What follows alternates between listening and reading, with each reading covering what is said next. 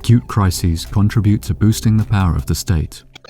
It's always been the case, and there is no reason why it should be different with the COVID-19 pandemic. Schwab is right that the war is the health of the state, as the writer Randolph Bourne once put it. And the government's response to COVID has been similar to military conflict in terms of the cost and the chaos it's engendered. World Wars I and II and the Great Depression ushered in a powerful modern welfare and warfare state that irreversibly altered America and the world.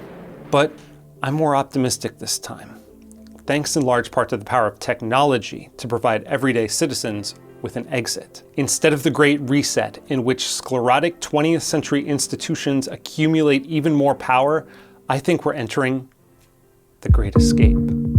This is possible because technological progress is outpacing the ability of the state to control and regulate it.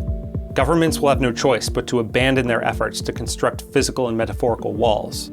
Technology can be designed to facilitate decentralization, in which the flow of money and information can't be controlled. Ideas emerge from the bottom up. Expecting governments and international bodies to orient every large company towards some widely agreed upon common good assumes that many of the very institutions that bungled the COVID-19 response can competently handle the planet's most intractable problems.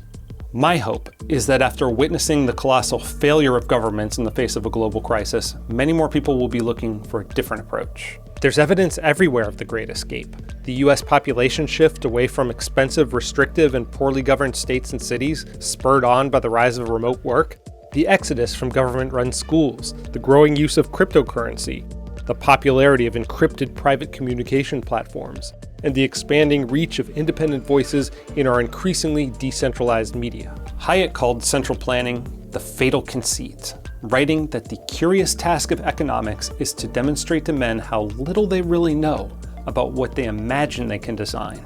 And Schwab even touches on this idea, writing that complexity creates limits to our knowledge and understanding of things.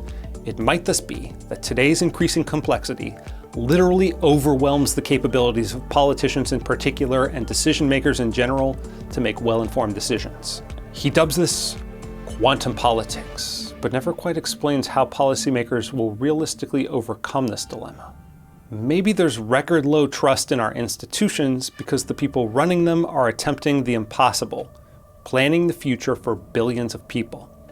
Humiliating to pride as it may be, Hayek wrote in The Constitution of Liberty, advancements of civilization are often happy accidents, and policymakers could and should be more focused on securing the freedom that allows such decentralized experimentation and accidental progress to occur.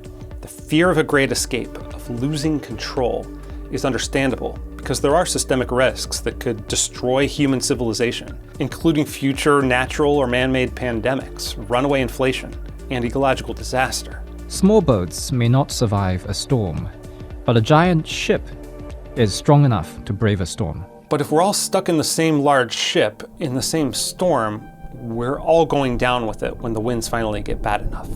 Concentrated power itself presents an existential risk. A bad intervention applied to economies of the entire world at once can bring down the entire system.